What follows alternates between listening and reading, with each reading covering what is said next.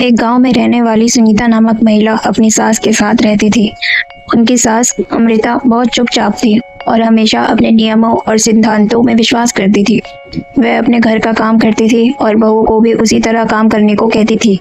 सुनीता, जो जिंदगी को थोड़े से अलग तरीके से देखती थी, सास के नियमों के साथ सहमत नहीं थी। वह उन्हें अपने पुराने विचारों को बदलने के लिए प्रेरित करने की कोशिश करती थी, परंतु अमृता स्वयं को कभी नहीं बदलने को तैयार थी। इसके परिणाम स्वरूप सास बहू के बीच नोक-झोंक का दौर लगातार चला जाता था। एक दिन सुनीता ने फिर से उन्हें अपने सोच को बदलने के लिए प्रेरित किया, परंतु अमृता ने उन्हें उसकी बातों का अनदेखा कर दिया। एक दिन एक बड़ा हादसा हो गया। सुनीता को घर के कामों में अमृता की मदद की जरूरत थी, लेकिन अमृता ने उनकी बात नहीं मानी।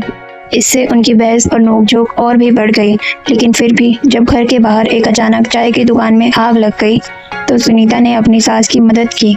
अमृता को यह देखकर हैरानी हुई और उनके बीच की दूरी और अनबन कम हो गई। वह समझ गई कि उनकी बहू की सोच भी कहीं न कहीं सही थी। इस हादसे के बाद सास और बहू का रिश्ता नया आयाम ले गया। वे एक दूसरे की समझ, सहानुभूति और समर्थन का महत्व समझ गए और उनके बीच की नोक-झोंक कम हो गई।